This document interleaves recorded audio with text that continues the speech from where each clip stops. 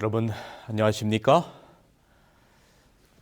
요한복음에 나타난 7가지의 표적 중 오늘은 세 번째로 요한복음 5장에 기록된 38년 된 중풍병자를 고치신 베데스다의 표적을 살피도록 하겠습니다. 먼저 지난 시간에 말씀을 잠시 요약을 해드리면 예수님께서 요한복음에서 첫 번째로 베푸신 표적은 요한복음 2장의 가나의 혼인잔치에서 물이 포도즙으로 변하게 한 그 사건을 일으키셨습니다. 이것은 요한계시록 19장에서 예수님께서 십자가의 보혈로 마침내 성취되었음을 함께 살폈습니다. 두 번째 요한복음에 나타난 표적은 요한복음 4장에 기록된 왕의 신하의 아들을 고치신 표적이었습니다. 우리가 그 표적을 통해서 과연 참된 믿음이란 무엇일까를 생각해 보았습니다. 참된 믿음은 거래가 아니라 관계의 신앙이라고 하는 측면에서 말씀을 드렸었습니다. 오늘 세 번째 요한복음에 나타난 7가지의 표적 중에 세 번째 표적은 예수님이 38년간 불치병으로 고생하던 사람을 병에서 낫게 한 표적을 묘사하고 있습니다. 그 사건이 일어난 곳은 요한복음 5장 2절에 예루살렘 양문 곁에 베데스다 연못이라고 기록하고 있습니다.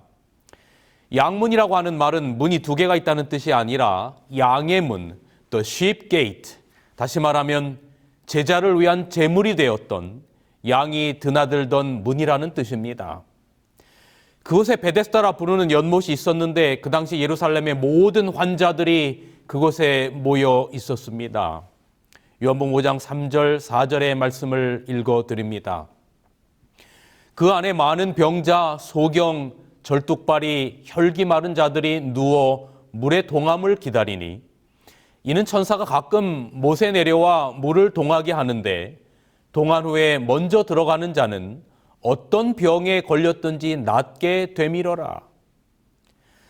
아마 병자들은 이곳에 특별한 기적이 일어난다고 믿고 있었던 모양입니다. 가끔 천사가 내려와서 물을 휘저었는데 그때 제일 먼저 물에 뛰어드는 사람이 병이 낫는다라고 하는 그 말을 믿는 것입니다. 그런 이유로 이 연못을 베데스다, 즉 자비의 집이라고 불렀다고 합니다.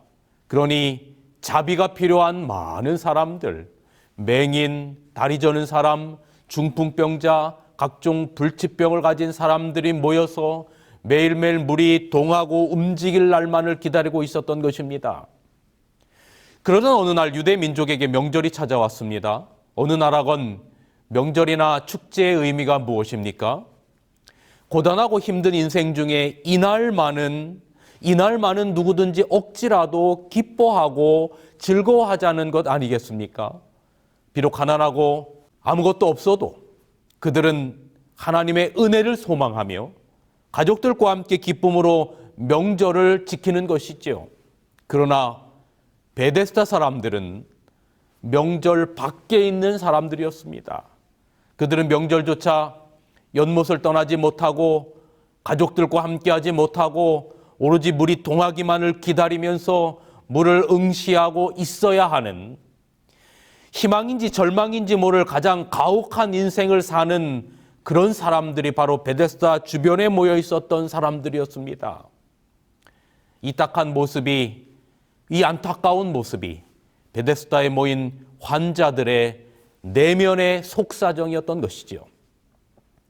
근데 문제는 베데스다에 모인 환자들 가운데서도 특별히 더 절망적인 한 사람이 있었는데 그 사람이 바로 오늘 이야기에 등장하는 38년 된 중풍병자입니다.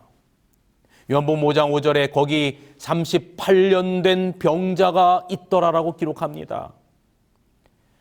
물이 동해서 들어가려면 다른 사람들이, 자기보다 더 재빠른 사람들이, 더 몸이 더 멀쩡한 사람들이 먼저 뛰어서 들어가니까 도무지 그곳에 먼저 들어갈 수가 없는 겁니다. 쉽게 말하면 베데스다 주변에 있는 사람들끼리도 경쟁하는 경쟁사회에 있었던 겁니다. 그런데 여러분, 이 병자의 안타까움은 어쩌면 오늘 우리의 모습과 베데스다에 모인 사람들의 모습과 어쩌면 별반 다르지 않다는 생각을 해보는 겁니다. 희망보다는 절망에 가까운 가능성을 어쩔 수 없이 붙들고 살아가는 인생들이 여러분 오늘날도 얼마나 많습니까? 희망을 갖지만 때때로 아주 자주자주 절망에 무너지고 고통스러워한 사람들이 얼마나 많습니까? 백도 없고 능력도 없이 무한 경제사회 속에서 부대끼며 언젠가 내게 올지 모르는 그 행운을 무작정 바라면서 살아가는 사람들, 여러분 오늘날 얼마나 많은 우리들의 자화상 아닙니까? 살얼음판 같은 조심스러운 상황 속을 마음 졸이며 살아가는 그러한 날들이 오늘날 우리들의 삶 속에 여러분 얼마나 많습니까?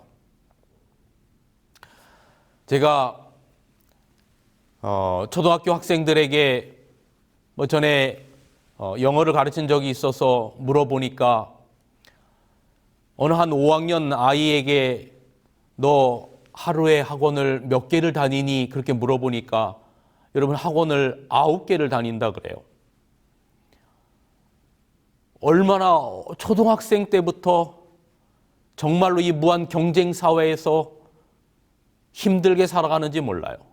중고등학교를 거쳐서 정말로 죽으라고 공부하고 대학 가서 명문대학을 가려고 그렇게 노력하고 또 대학 가서 대학을 졸업하면 그것이 다인 것 같은데 여러분 대한민국의 지금 취업률이 58.6% 정도밖에 되지 않는다고 하지요.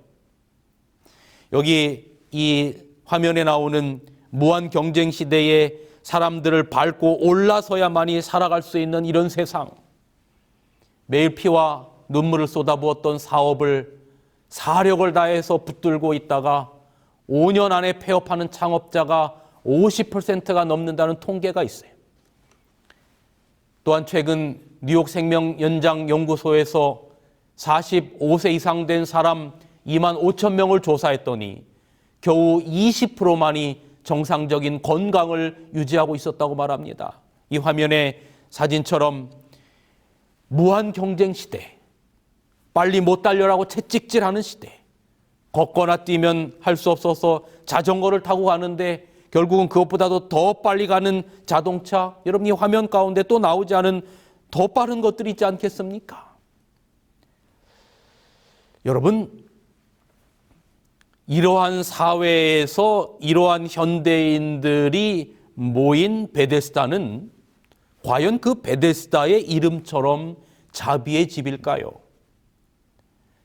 중병의 모든 재산과 행복을 잃고 마지막 희망으로 베데스다를 찾아온 38년 된 병자가 물이 동하는 그 찰나의 순간 물속으로 들어갈 확률은 사실 제로입니다. 그가 영원히 베데스다 연못에 몸을 담글 수 없다는 것은 누가 봐도 뻔한 일입니다. 자비의 집이라고 불리우는 베데스다는 어쩌면 그에게는 그냥 허상일 뿐이고 중환자들의 죽음을 기다리는 절망의 장소와 같은 곳이 아닌가 싶습니다. 오늘 본문을 배경으로 한 연극이 있습니다. 나는 너를 아느니라라고 하는 연극입니다. 태어날 때부터 곱추였던 한 남자가 연못가에서 자릿새를 뜯어먹고 살다가 예수님을 만난다는 이야기입니다. 그런데 저는 그 연극을 보면서 베데스다 주변에 분명 정말로 자릿새를 뜯어먹고 사는 사람들도 있었을 것이라는 생각이 들어요. 환자들에게 바가지를 씌워서 빵이나 생필품을 파는 사람들도 분명히 그곳에서 더불어 먹고 사는 사람들도 있었을 것입니다. 인간은 다 베데스다에 앉아 절망 같은 희망을 기다리는 사람들이고 고난에 지쳐 누워있는 사람들이고 생계를 위해 불쌍한 사람들에게 그런 사람들 틈에서 치열하게 먹고 사는 사람들입니다. 그러니 베데스다는 그 이름처럼 결코 자비의 집이 아닌 어쩌면 우리 인생의 한복판과 같은 곳이라는 생각이 드는 겁니다. 여러분 여기 요한복음 5장 6절에 그런데 성경은 대단히 의미심장한 한 문장을 기록하고 있습니다. 예수께서 그 누운 것을 보시고, 누구를 본 겁니까? 38년 된 그 중풍병자가 누운 것을 보시고 병이 벌써 오랜 줄 아시고 이르시되 내가 낫고자 하느냐라고 물으십니다. 여러분, 성경은 수없이 예수께서 보시고라고 하는 표현이 나옵니다. 목나무의 삭개오를 보시고, 누가복음 19장 5절에 보면 예수께서 그곳에 이르사 우러러 보시고 이르시되 삭개오야 속히 내려오라, 내가 오늘 내 집에 유하여야 하겠다 말씀하셨지요. 우리가 누군가를 만난다고 할 때 가장 중요한 것이 무엇입니까? 눈을 쳐다보는 것입니다. 그리고 교육에서 가장 중요한 것은 입과 귀만을 통해서가 아니라 마음에 감동을 주는 교육은 눈을 마주대하는 것입니다. 우리가 그것을 아이 컨택이라고 하지요. 이런 우리나라 말이 참 재밌습니다. 우리말처럼 눈을 중요시하는 언어도 아마 그렇게 많지 않을 것이라는 생각이 드는데, 몇 가지 한번 말씀을 드려보면, 여러분, 학문이나 진리를 깨닫게 되는 것, 우리가 뭐라고 말합니까? 네, 학문이나 진리를 깨닫게 되는 것을 눈이 뜨인다라고 표현하지요. 그리고 남녀가 서로 사랑하게 되는 것을 뭐라고 표현하지요? 네, 눈이 맞았다라고 표현합니다. 결혼을 못하는 원인이 어디에 있습니까? 눈이 높다라고 표현을 하죠. 누군가를 그리워할 때는 눈에 선하다, 눈에 어린다라고 하는 표현을 쓰지요. 자식을 사랑하는 표현은 눈에 넣어도 안 아프다라고 말하고, 큰 업적을 남기면 눈부신 성과라고 말하죠. 거짓이나 사기를 치면 눈을 속인다라고 말하고, 미워할 때는 어떻게 합니까? 부부싸움을 하다가 서로 미워하는 마음이 있을 때 우리는 뭐라고 표현하죠? 눈을 흘긴다라고 표현합니다. 그리고 죽을 때는 눈을 감다라고 표현하지요. 여러분, 눈에도 길이 있습니다. 눈이 가야 하는 길이 있습니다. 진정 바라봐야 할 것을 바라보는 것이 중요합니다. 비전이라고 하는 것이 무엇이냐? 예수님의 눈길에 나의 눈길을 맞추는 것입니다. 예수님이 바라보는 것을 나도 바라보고 예수님이 가는 길을 나도 가는 것입니다. 여러분, 예수님께서 마지막 다락방에서 제자들과 최후의 만찬을 하고 겟세마네 동산에서 땀이 피가 되도록 기도하신 후에 성경에 예언된 바로 6월절 어린 양의 그 십자가에 달리시기 위하여 성경의 예언처럼 예수님은 팔리게 됩니다.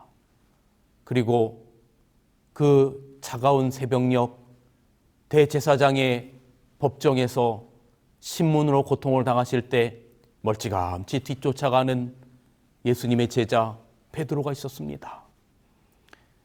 예수님을 가까이 가면 자기의 정체가 들통날까 봐 멀리 떨어져서 모닥불을 쬐고 있는 바로 그 순간 어느 한 종이 베드로에게 말하는 겁니다. 너 예수님과 한당이지. 그때 베드로는 자기도 모르는 사이에 나는 저 사람을 알지 못한다라고 부인하지요. 불과 얼마 후 너 예수와 한당이 분명한데 라고 말할 때 베드로는 부인하고 저주하여 나는 저 사람을 모른다고 말합니다. 얼마 후 또다시 너 예수와 한당이지라고 물을 때 성경은 기록하기를 나는 저 사람을 알지 못한다. 그런데 대단히 강력한 부인의 표현을 쓰고 있는데 베드로가 맹세하고 저주하고 부인하여 가로되 나는 저 사람을 알지 못한다. 여러분, 그때 닭이 2번 울지요. 불과 몇 시간 전에 예수님께서 내가 닭 2번 울기 전에 3번 나를 부인하리라고 하는 음성이 불현듯 떠오르는 겁니다. 그리고 베드로의 눈은 저 멀리서 신문을 당하고 계시는 예수님의 눈과 마주치는 겁니다. 여러분, 우리가 누구에게 배신을 당할 때 전혀 알지 못하는 사람에게 배신당하면 치유될 수 있어요. 그런데 나와 가장 가깝고 내가 가장 믿었던 사람에게 배신을 당할 때처럼 고통스러운 것은 없는 겁니다. 베드로의 예수님을 부인하는 그 음성이 그 차가운 새벽녘 공기를 뚫고 예수님의 귓전을 때렸어요. 예수님께서 그 멀리서 자신을 부인하는 베드로를 응시했을 때 여러분 베드로의 눈빛과 예수님의 눈빛이 마주친 겁니다. 베드로는 견딜 수 없는 아픔과 견딜 수 없는 고통을 가지고 어디로 가야 될지도 모르는 채 무작정 밖으로 뛰어나갔어요. 한동안을 막 뛰어나가다 보니 마침내 그가 무릎 꿇은 것이 불과 몇 시간 전에 예수님께서 땀이 피가 되도록 기도하신 그 겟세마네 동산 바로 그 자리에 가서 베드로가 하나님 앞에 회개의 기도를 드리는 겁니다. 그런데 여러분, 여기에 예수님께서 베드로를 보셨다라고 하는 그 보셨다라고 하는 표현은 하나님께서 창세기 1장과 2장을 통하여 천지창조를 하시고 하나님께서 아담을 흙으로 만드시고 아담의 코에 생기를 불어넣으실 때 아담을 보셨는데 그때 아담을 지으실 때 보셨던 그 눈빛과 동일한 눈빛으로 예수님께서 자기를 부인하는 베드로를 본 것입니다. 여러분, 그때의 예수님의 눈빛으로 그때의 예수님의 눈빛이 평생에 남은 삶을 베드로가 다른 사람들을 바라보는 눈빛을 갖게 만드는 놀라운 계기가 된 것입니다. 여러분, 사도행전에 보면 베드로와 이제 요한과 함께 성전 미문으로 가는데 여러분 그곳에도 또 오랜 동안 병에 고통당하는 사람이 있어요. 혹시 누군가가 돈을 주지 않을까? 그때 여러분 베드로가 뭐라고 말하냐면 나를 바라보라.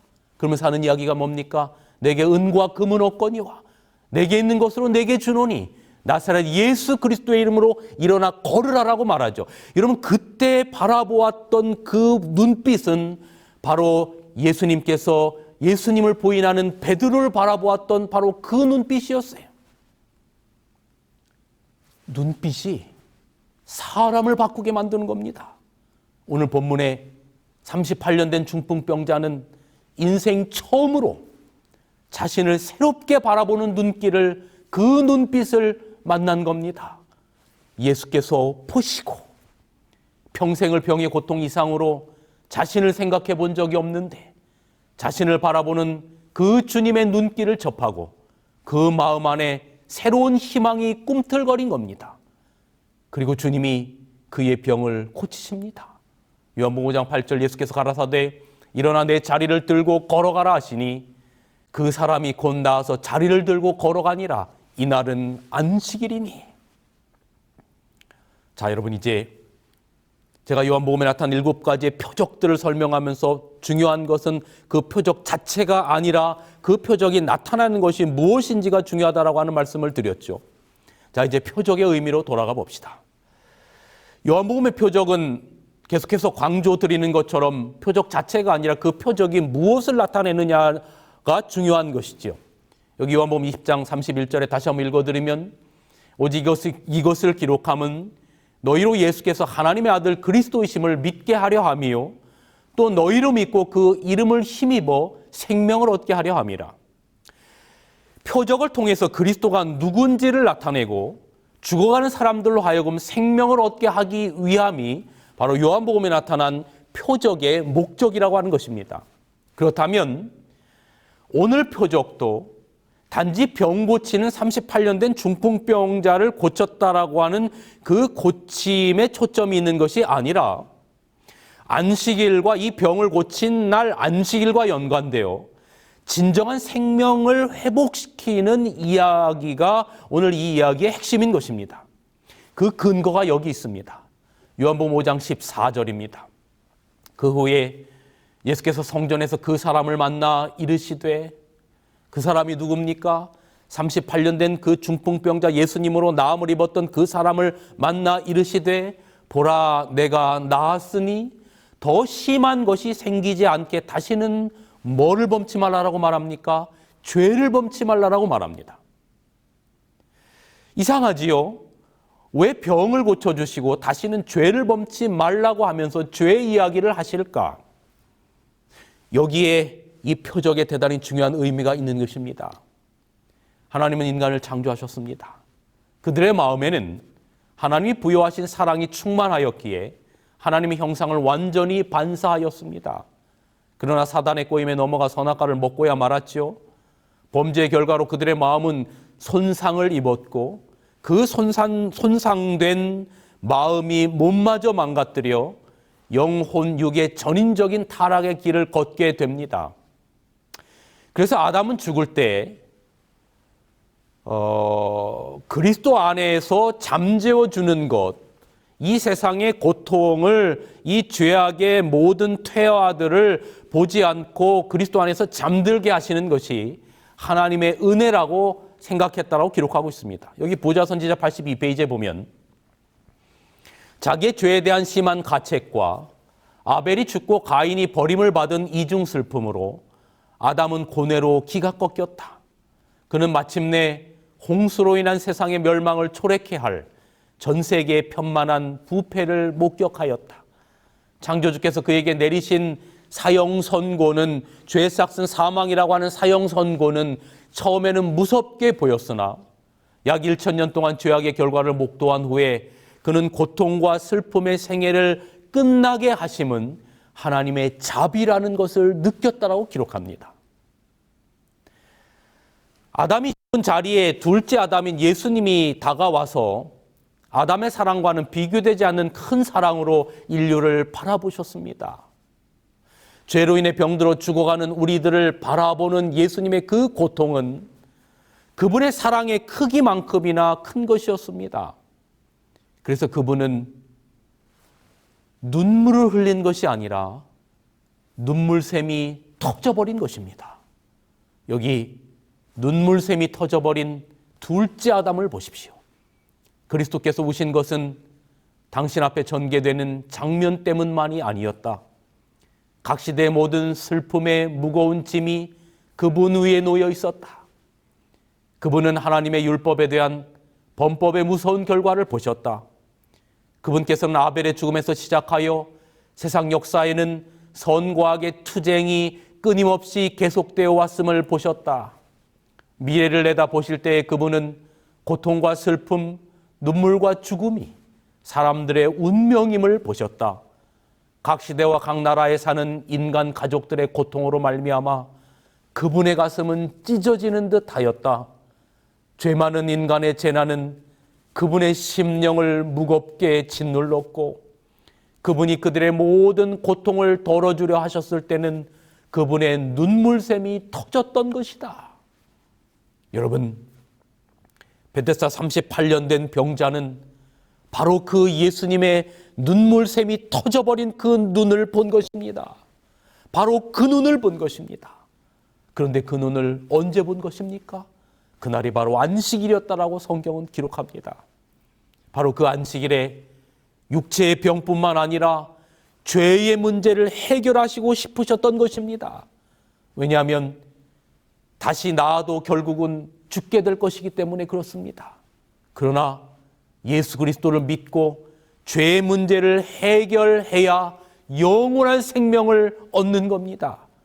그날은 창조의 기념일이요 구속의 기념일이 되는 날, 바로 안식일이었던 것입니다. 예수님은 육신적인 병을 의사가 고치듯이 하지 않으셨어요.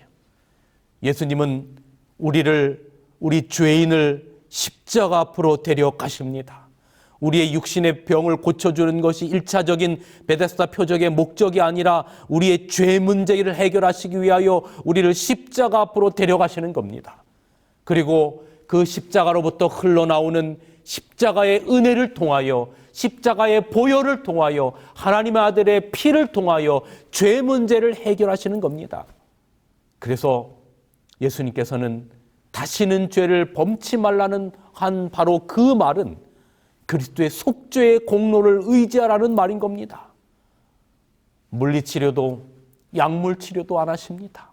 그저 인류에게 생로병사를 안겨준 원흉, 사단이 우리 인간에게 최초로 심어준 영적 독소인 죄를 사하시고 그 죄를 만드는 성향을 제하시는 겁니다.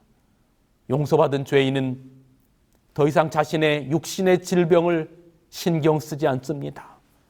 말로 표현할 수 없는 해방감, 행복감이 밀려오기 시작합니다. 병이 낫기 전에 병과 상관없이 기쁨과 해방의 믿음을 가진 것입니다. 병은 그 결과로 몸에서 견디지 못하고 사라져버린 겁니다. 죄 때문에 존재를 잃어버린 인간에게 칭의를 통해서 존재를 회복하고 예수 그리스도의 보혈을 영접함으로 말미암아 우리의 존재를 회복하고 성령으로 말미암아 성화를 통해서 죄의 성향을 제거해서 에덴에 거할 수 있는 적합성을 주시는 겁니다. 이 일을 예수님은 안식일에 하셨습니다. 사람이 창조되고 처음 맞이한 날이 안식일이었고 그 완전한 인간이 그날에 에덴 동산에 있었습니다. 그러나 범죄한 이후에 안식일은 그대로 있었지만 사람들이 변했어요. 죄사함 받고 육신의 병을 고침받은 사람의 마음이 여러분 얼마나 행복했겠는지 상상이 되십니까? 바로 그날이 안식일이었어요. 38년 된 자기를 옥죄었던 중풍병이 사라지고 죄 용서함을 받은 날이 바로 안식일이었어요. 이 얼마나 의미심장한 일입니까? 안식일은 고역의 날이 아니고 바로 죄사함과 병고침으로 말미암아 창세기 2장의 참된 행복을 느끼는 날이 바로 안식일이었던 겁니다. 그것이 바로 예수님이 염두에 두신 안식일의 참된 준수에 대한 실천적인 모본이셨던 것입니다. 그런데 여러분, 예수님이 38년 된 중풍병자의 병을 고치고 죄 문제를 해결하신 그 안식일에 있었던 그 일은 어떤 한 존재를 미치게 하는 일이었어요. 그 존재는 바로 사단이었어요. 이건 거의 사단을 미치게 하는 일이었던 겁니다. 왜냐하면 인간이 죄로 말미암아 창세기 3장의 그 죄로 말미암아 인류의 고통의 역사가 창세기 4장으로 넘어가야 되는데 예수님이 베데스다의 표적을 통하여 창세기 4장으로 넘어가는 창세기 3장을 다시 에덴 동산인 창세기 2장으로 다시 돌려놓았으니 어찌 사단이 이것을 용납할 수 있겠습니까? 이 일을 예수님께서 하셨기에 비록 성경은 달달달달 외웠는지 모르지만 마음이 완전히 사단의 하수인화 되어버린 백성들이 예수님을 핍박하기 시작한 겁니다. 여기 사단이 미쳐 날뛰는 이야기가 바로 그 동일한 베데스다 연못의 현장에 있었는데 이게 바로 선악간의 대쟁투의 베데스다의 선악간의 대쟁투의 모습인 거예요. 요한복음 5장 16절에 보면 그러므로 안식일에 예수님께서 이러한 일을 행하신다 하여 유대인들이 누구를 핍박합니까? 예수를 핍박하게 된지라. 여러분, 예수님의 마음이 우리 마음에 있지 않으면 예수님의 성품이 우리의 성품이 되지 않으면 아무리 안식일을 문자적으로 지키고 성경을 많이 외워도 여러분 그곳에 하나님이 거하시는 성전이 될 수 없을지도 몰라요. 실제로 예수님을 핍박하고 죽인 바리새인 지도자들은 바로 성경 박사들이었어요. 그러나 성경이 그저 그들에게 돌비에 새겨진 글자에 지나지 않았던 겁니다.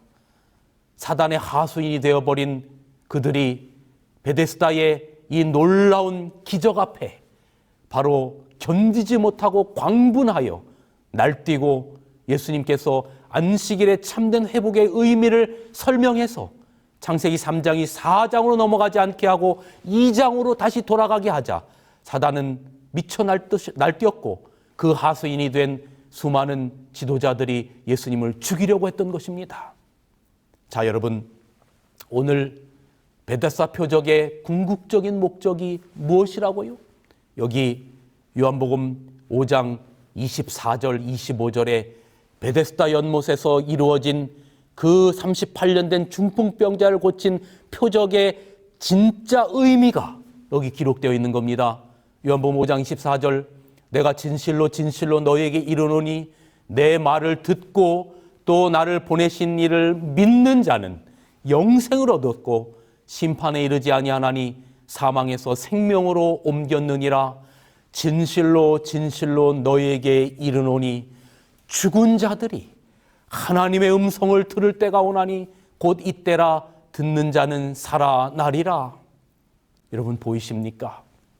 단순히 중풍병을 고치는 게 목적이 아니고 그 영혼에게 창조주 하나님을 믿어 영원한 생명을 얻게 하시려는 것이 베데스다 표적의 목적이었던 것입니다. 정말로 이곳이 여러분의 자비의 집 베데스다가 되시기를 간절히 기도합니다.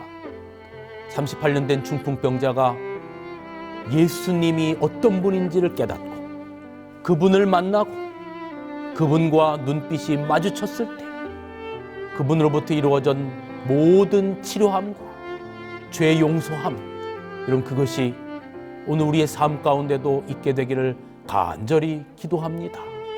어쩌면 우리의 병이 낫는 것, 우리의 삶의 고난의 문제들이 해결되는 것, 그것은 정말로 예수님을 만나고 예수님의 눈빛과 마주친 자들에게 당연스럽게 일어나는 일인지 모르겠습니다. 그분을 마음에 모시고 교통하면서 사십시오. 그러면 여러분과 또 저의 모든 고난과 병의 문제들 분명히 회복될 것을 저는 믿습니다. 그리고 가장 중요한 영원한 생명을 얻게 될 것입니다.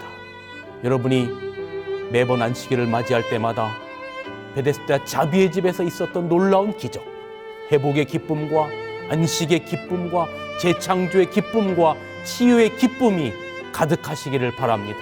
그러한 모든 일들은 그분을 만날 때 가능한 것입니다. 여러분의 삶이 주님 안에서 복된 삶이 되시기를 간절히 기도하면서 말씀을 줄이겠습니다.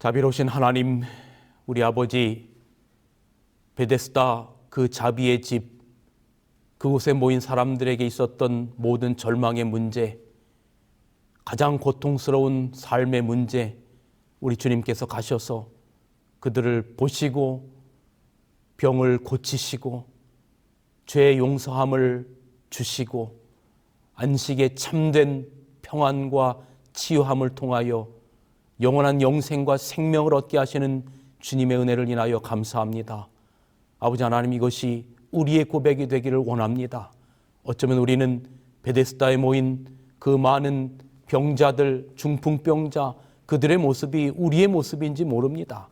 현대인들의 우리의 삶의 고통의 모습인지 모릅니다. 정말로 그러나 우리가 그리스도를 만나면 우리의 삶의 모든 영역들에서 회복이 되고 치유가 되고 소성함을 잊게 될 것을 저희들 믿습니다.